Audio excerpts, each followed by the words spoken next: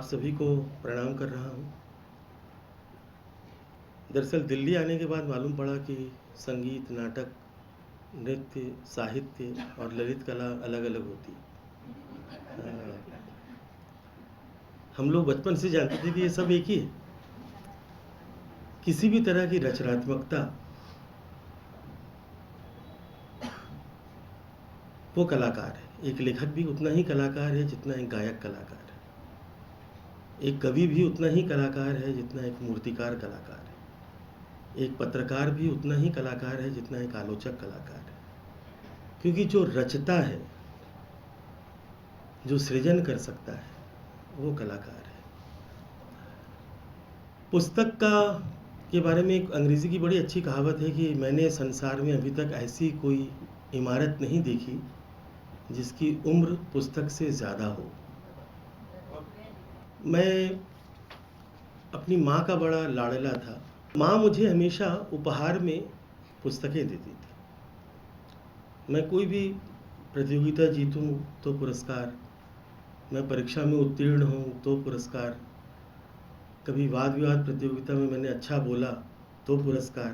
पुरस्कार केवल पुस्तकों और हर तरह की पत्रिकाएं मुझे पढ़ने का मौका मिला।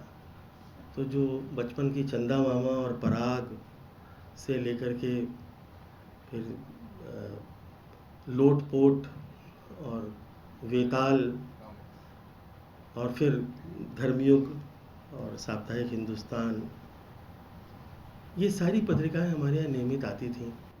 मूलतः मेरे घर की बड़ी अद्भुत संयोजना थी। मेरे पिताजी बंगाली थे, बांग्ला भाषी, माँ तेलुगु भाषी थी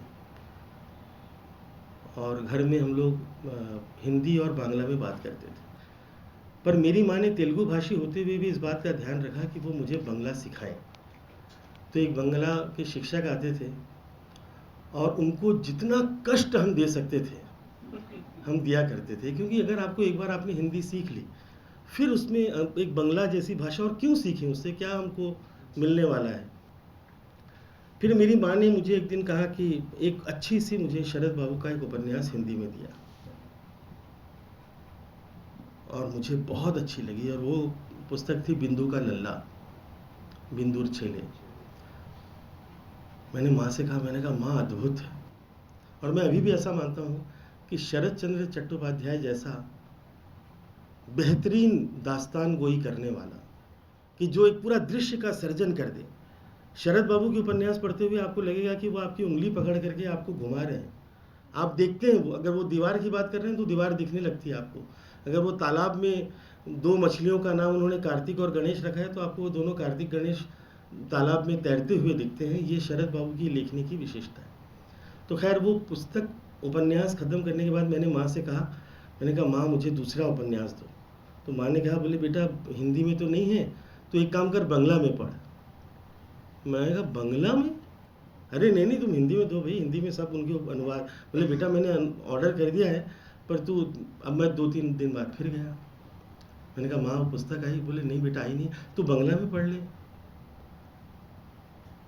7-8 दिन बाद मैंने थक के मैंने कहा लाओ बांग्ला ही पढ़ते हैं। अब जो हिंदी का उपन्यास मैं 2 घंटे में ख़त्म कर दूं, वो उपन्यास मुझे बांग्ला में ख़त्म करने में 3 दिन लगते थे। फिर एक उपन्यास ख़त्म हुआ, दूसरा दिया, तीसरा दिया, चौथा दिया, करते करते पूरा शरद साहित्य उन्होंने मुझे बांग्ला में पढ़वा दिया। और बोले बेटा अब हिंदी में मंगाऊँ?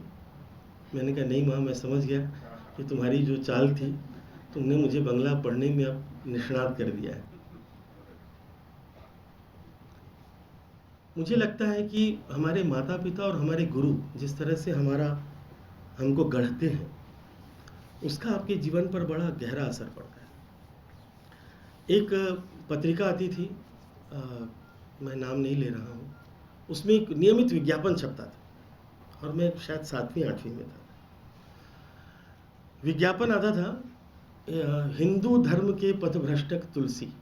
वो बार बार हर महीने में देखूं, और एक दिन मैंने अपनी माँ से कहा, मैंने कहा माँ ये पुस्तक मंगाओ, ये कुछ रोचक लग रहा है, हिंदू धर्म के पथभ्रष्टक तुलसी। तो माँ ने कहा हाँ बेटा बिल्कुल, पर ये आलोचना है, आलोचना के पहले मूल पढ़ लो। तो तुमको समझने में आसानी होगी। और करके उन्होंने रामचरितमानस गीता प्रेस गोरखपुर की मुझे थमा दी। अब आप सोचिए 7वीं 8वीं का बच्चा और रामचरितमानस, और अगर आप एक बार पढ़ना शुरू करें, जो आदि बाल कांड है, मैं उस समय की अपनी भाषा में बोल रहा हूँ, इतना बोरिंग है कि वो इसकी वंदना है, शत्रु की वंदना है, राक्षसों की वंदना है, फिर शत्रुघ्न, मतलब मूल कहानी में आते आते इतना टाइम लग जाता है। मैं 3-4 बार गया, मैंने कहा माँ ये कहाँ तुमने मुझे, क्या अवधि, और समझ में ही नहीं आ रही है। बोले बेटा तू पढ़ते रहे, और ये मेरा माँ का एक गुरु मंत्र था, तू समझ में नहीं भी आए तो भी पढ़ते रहे, पढ़ते रहेगा, शब्द थोड़ी दिनों बाद तुझसे बात करने लगेंगे। तो मैं पढ़ता रहा, और पढ़ते पढ़ते पढ़ते पढ़ते एक चौपाई पढ़ी और मेरे आंख से आंसू बहने शुरू हुए। मुझे इतना तो समझ में आ गया कि यार छंद एकदम 100% 24 कैरेट गोल्ड की तरह है, छंद में कोई त्रुटि नहीं है तुलसीदास के। पढ़ते पढ़ते एक चौपाई आई, छमी हही सज्जन मोरी ढिठाई, सुनी हही बाल बचन मन लाई, और जौ बालक कह तो तेरी बाता, सुनहि मुदित मन पितु अरु माता। जो सज्जन है वो मेरी ढिठाई को क्षमा करेंगे और मेरी बात को वैसे सुनेंगे जैसे छोटे बच्चे की बात बड़े सुनते हैं। और जैसे जब कोई बच्चा तोतलाता है, तोतली भाषा में बात करता है, तो माता पिता उस पर नाराज़ नहीं होते, बल्कि और प्यार से उसको गले से लगा लेते हैं कि मेरा बच्चा बोलना सीख रहा है। उसी तरह आप मेरी इस रामायण को पढ़िएगा उस तोतले बच्चे की भाषा मानकर। मैंने कहा यार, जिस व्यक्ति ने रामायण लिखी हो, मानस जैसा ग्रंथ लिखा हो, अगर उसमें इतनी विनम्रता है, तो मैं माँ के पास गया। मैंने कहा माँ बहुत धन्यवाद, मुझे वो पुस्तक पढ़ने की आवश्यकता नहीं है, मुझे वो पुस्तक नहीं चाहिए। मैं शायद 10वीं में था या 11वीं में, एक पुस्तक आई, मानस का हंस, अमृतलाल नागर जी की। माँ ने मुझे वो पुस्तक मंगा कर दी। बोले बेटा ये बहुत अच्छे लेखक हैं। मैंने पढ़ना शुरू किया और मुझे पहले लगा कि मेरा बेटा पहले इसको पढ़ ले। मेरी माँ को भी बहुत शौक था पुस्तक पढ़ने का, पर ये बहुत कम होता है कि आदमी को, पर ये माँ ही कर सकती है कि कोई अच्छी चीज़ खाते खाते माँ को अचानक लगता है अरे इतनी अच्छी चीज़ें, चलो पहले बेटे को खिलाओ। तो उन्होंने पुस्तक मुझे दे दी। माँ ने मेरी बाद में पढ़ी, मैंने पहले पढ़ी मानस का हंस। मेरे जीवन में सबसे गहरा अगर किसी उपन्यास का प्रभाव पड़ा है तो वो मानस का हंस है। मैं नागर जी को अपने जीवन में बहुत ऊंचे दर्जे पर, मतलब मेरे से अगर आप पूछेंगे तो वो ईश्वर सम मानता हूँ उनको। जिस तरह की उनकी लेखनी है और जितने विस्तार से वो दास्तान गोई करते हैं, किस्सा गोई करते हैं, मुझे लगता है प्रेमचंद के बाद अमृतलाल नागर हिंदी के बहुत बहुत ही सशक्त हस्ताक्षर है। खैर वो पढ़ा, फिर हम 79 में आ गए मुंबई। एक दोस्त हुआ करता था मेरा सहपाठी, प्रदीप बोस करके, अभी भी है। तो उसने ट्रेन छूटने के पहले मेरे हाथ में एक पुस्तक दी, वो थी साई मेथू, दुष्यंत कुमार।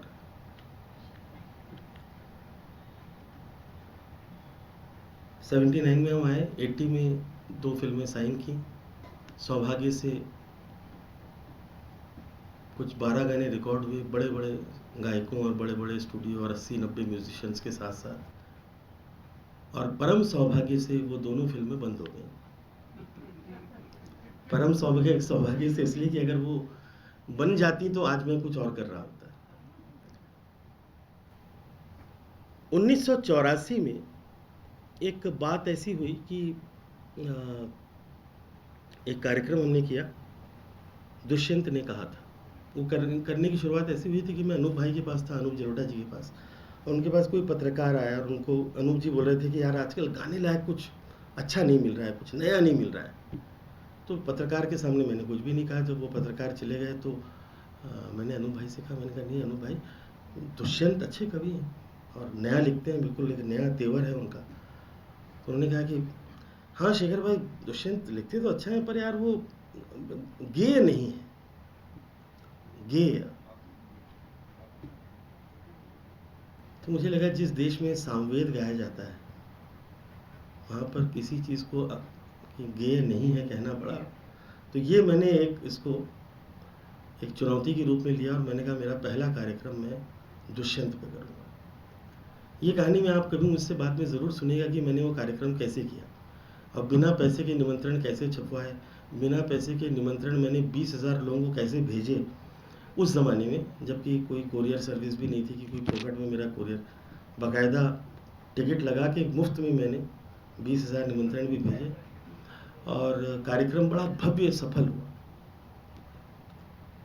और मज़े की बात थी कि उस कार्यक्रम का संचालन करने के लिए मैंने कमलेश्वर जी को जाके पकड़ा। कार्यक्रम सुपर हिट। दर्शकों में, श्रोताओं में आदरणीय धर्मवीर भारती जी, पुष्पा भारती जी, निदा फाजली जी, शैल चतुर्वेदी जी, तो इधर पंडित नरेंद्र शर्मा जी, विनोद तिवारी जी, मतलब पूरे मुंबई का हिंदी उर्दू का पूरा जो समाज है वो सारे लोग वहाँ बैठे। अद्भुत कार्यक्रम हुआ। परंतु वही, उसके बाद मैंने हिंदी दिवस पर 8 साल तक मैं लगातार कार्यक्रम करता रहा। इस बीच में मैंने एक पुस्तक पढ़ी जिसका मेरे जीवन पर बड़ा प्रभाव पड़ा और वो था Lord Macaulay's letters to his father, जिन्होंने शिक्षा नीति लागू की।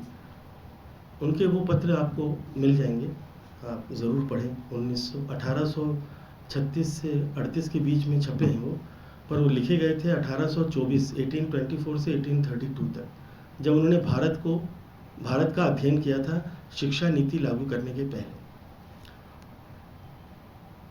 उसके बाद से मैंने एक संकल्प लिया, उसमें 2-3 उन्होंने भविष्यवाणियाँ की थी जो सत्य हुई। पहली भविष्यवाणी थी कि मैं ऐसी शिक्षा नीति लाना चाहता हूँ जिसके चलते इस देश का नागरिक अपनी भाषा बोलने में अपने को असहाय महसूस करे और बिना दूसरी भाषा के शब्दों का प्रयोग किए वो अपनी बात को पूरी ढंग से कह ना पाए। दूसरा कि वो अपनी पारंपरिक वेशभूषा को पहनने में उसको शर्म महसूस हो। और तीसरा, वो अपने धर्म से इतना दूर जा चुका हो कि वो केवल नाम मात्र के लिए धार्मिक रह गया। केवल हमारी भारतीय महिलाओं ने लॉर्ड मैकॉले की भविष्यवाणी को असत्य साबित किया, बाकी उनकी 2.5 जो भविष्यवाणियाँ हैं वो सत्य साबित हुई। तो मैंने उसके बाद अपने सारे अंग्रेज़ी कपड़ों की होली जलाई और एक संकल्प लिया कि 2 वर्ष तक मैं सिर्फ और सिर्फ हिंदी में ही बात करूंगा और केवल हिंदी के शब्दों का ही प्रयोग करूंगा। अब ये कठिन प्रतिज्ञा थी। इतने सारे शब्द ऐसे हैं जिसका पर्यायवाची शब्द आपको हिंदी में आपने कभी सोचा ही नहीं होता है कि आपको ऐसे एक शब्द की आवश्यकता अचानक पड़ सकती है। तो खैर कठिनाई तो हुई, पर उससे एक लाभ ये हुआ कि मेरा हिंदी का जो शब्दकोश था वो बड़ा वृहद शब्दकोश हो गया। मेरे पास हर शब्द को के 3-4 पर्यायवाची मिल गए और किसी वाक्य में अगर एक अंग्रेज़ी के वाक्य शब्द को इस्तेमाल किए बिना मैं उस वाक्य की संरचना में कैसे अलग ढंग से कर लूँ ताकि मैं बात कह लूँ पर मैं उससे बच जाऊँ, ऐसे मैंने रास्ते भी निकाल लिए। फिर दूसरे वर्ष मैंने कार्यक्रम किया मध्ययुगीन काव्य, रसखान, रहीम, घनानंद, देव, भूषण, ललित किशोरी और इस तरह के कवियों का।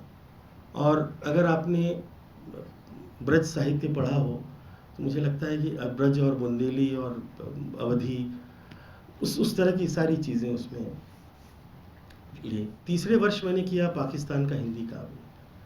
चौथे वर्ष मैंने किया मीरा से महादेवी तक कवियत्रियों पर। इस तरह मैं हर वर्ष करता रहा और अंतिम मैंने किया था 1990 में डॉक्टर धर्मवीर भारती की रचनाओं पर मेरी वाणी गहरी कोसला। अब हर साल जो भी साल भर पैसा जमा होता था उससे एक कार्यक्रम बड़ा करके घर जला के तमाशा देख के और खूब खुश होकर घर आके खुश हो लेते थे। आप लोग हंसेंगे पर पंडित नरेंद्र शर्मा जी के हमें सालों तक रोज जाता था और वो किस तरह से समय हम लोग बिताते थे। एक दिन मुझे बोले, उनकी आवाज़ थोड़ी कर्कश आवाज़ होती, शेखर जी कल मैथिली बाबू का जन्मदिन है। कहाँ पंडित जी, इस माया नगरी में किसी को स्मरण नहीं है। मैंने कहा पंडित जी, ये 4 गीत मैंने निकाले हैं, कल आप इन्हें स्वरबद्ध करके आइए, हम दोनों मिलकर मैथिली बाबू का जन्मदिन मनाएंगे। मैथिली बाबू का जन्मदिन हम दोनों मना रहे हैं, हजारी बाबू का जन्मदिन मना रहे हैं। मतलब हम लोग इसी आनंद में रहते थे। निराला जी की कविताओं का अर्थ उनसे समझता था, महादेवी जी को उनसे पूछता था, उनसे जो दिमाग में सवाल आता था वो पूछता था। और मैंने एक दिन उनसे पूछा, मैंने कहा पंडित जी हम लोग कौन हैं? हम लोग जो कलाकार कहते हैं, हमारी औकात क्या है? बोले हम अपनी संस्कृति के निधिपति नहीं हैं, हम अपनी संस्कृति के प्रतिनिधि हैं। देखिए कितनी अच्छी बात, एकदम सरल शब्दों में, एक सूत्र में उन्होंने बता दिया कि हम निधिपति नहीं हैं, हम प्रतिनिधि हैं। हमें गर्व नहीं हो सकता, हमारे तो दायित्व है कि हम अपनी संस्कृति का ज़्यादा से ज़्यादा, अच्छा से अच्छा। आज मैं जो कुछ भी हूँ, मुझे लगता है ये पंडित जी और डॉक्टर भारती, इनका ही योगदान है। तो खैर ये नाटक लिख करके मैं डॉक्टर साहब के पास गया, डॉक्टर साहब लिखा है कुछ, हाँ सुनाओ। तो उन्होंने बोला पहले पुष्पा जी भाई आ जाइए आप रसोई का काम करके। तो मैं सुना रहा हूँ, डॉक्टर भारती सामने पुष्पा जी। डॉक्टर भारती जी के घर में अगर आप लोग गए होंगे, उनकी खास आराम कुर्सी हुआ करती थी जिसमें वो बैठते थे।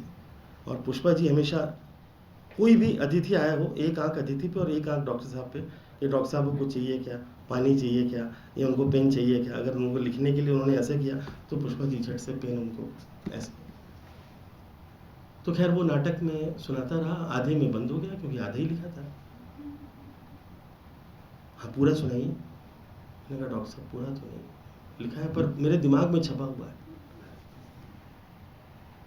कृति जब तक कागज पर उतरे नहीं, तब तक वो कृति नहीं है, वो मात्र कल्पना है। पहले कागज पर लिख कर आइए, फिर उसे हम मानेंगे। और 15 दिन लगे, मैंने पूरा नाटक लिख करके उनको सुनाया। दोनों डॉक्टर साहब और पुष्पा जी रोते रहे, आंख बंद करके झूमते रहे। और एक वाक्य उनके मुंह से निकला, भाई शेखर अभिनय तो तुम ही करोगे। अगर आपने मानस में देखा होगा, सुंदरकांड ठीक पहले जामवंत हनुमान को कहते हैं कि तुम समुद्र पार कर सकते हो, और अचानक हनुमान को पता चलता है कि हाँ मैं कर सकता हूँ। तो डॉक्टर साहब ने कहा कि शेखर तुम अभिनय कर सकते हो। मैंने भी सोचा कि ठीक है अब कर ही लेंगे। उन्होंने कहा मैं निर्देशक तुमको कल बताता हूँ। और मैंने कहा अंधा युग का लेखक, भारत के हर श्रेष्ठ नाट्य निर्देशक ने जिसका नाटक किया हो वो मुझे निर्देशक बताएंगे तो कोई अच्छा ही नाम होगा। दूसरे दिन उनका फोन आया। बहुत विचार करने के बाद मुझे शेखर लग रहा है कि निर्देशन भी तुम ही करो। अब लिखा मैंने, स्वरबद्ध मैंने किया, गाने वाला और अभिनय करने वाला मैं हूँ, और निर्देशक भी शेखर से है। तो मैंने एक मित्र को कहा, तो बोले एक काम कर यार, एक आईना खरीद ले, दर्शक भी तू ही रहे, हम लोग को काहे को तकलीफ दे रहा है। तो सूरदास मेरा अंतिम नाटक इस समय तक है, और उसकी भी करीब 55-56 प्रस्तुतियाँ हो चुकी हैं। सभी नाटकों को मिला ले तो 912 प्रस्तुतियाँ मेरी हो चुकी हैं। और मैंने केवल एक छोटा सा काम किया है, मैं हर एक व्यक्ति की धातु पहचानता हूँ, मैं हर एक व्यक्ति को धातु से आंक लेता हूँ, तो मुझे वो ध्यान में जल्दी रहता है। मैं झट से समझ लेता हूँ ये लोहा है, ये जस्ता है, ये पीतल है, ये सोना है, ये 24 कैरेट है, 22 कैरेट है, 18 कैरेट है, 14 कैरेट है, गिलेट है। जैसे लता मंगेशकर 24 कैरेट। अद्भुत आवाज, जैसा मोड़ लो, जैसा जिधर से। आशा भोसले जी 18 कैरेट, 6 कैरेट कम है, पर अगर हीरे की सेटिंग करनी है तो फिर आपको 18 कैरेट ही चाहिए। जहाँ पे तलवार की खनक आपको चाहिए वो फिर आशा जी की आवाज़ में आती है।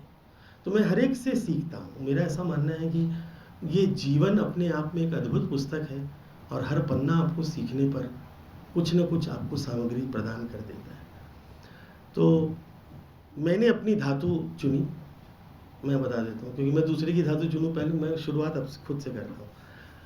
सुरेश जी मेरे घर पर आए हैं कई बार, तो इन्होंने देखा होगा मेरे घर में एक तांबे की मैंने पूरी पट्टी लगाई हुई है, पूरे घर में हर दरवाजे, हर अलमारी, हर दीवार पे एक तांबे का की एक कंटिन्यूटी है, क्योंकि मेरी धातु है तांबा। मेरे आभूषण नहीं बन सकते, पर अगर आपको कलश बनाना है आपको मेरी जरूरत पड़ेगी। दूसरी समस्या ये है कि मैं बहुत सस्ती धातु हूँ सोने और चांदी की तुलना में, और अगर मैं 5-6 दिन तक रगड़ा ना जाऊं तो मैं लोहे की तरह काला भी हो जाता हूं। पर अगर हर दिन मैं अपने आप को रगड़ के तैयार कर लूं तो सोना भी मेरे सामने शर्माएगा। तो इसलिए मैंने अपनी धातु तांबा बनाई और मैं हर दिन 6 से 8 घंटे का अभ्यास करता हूँ।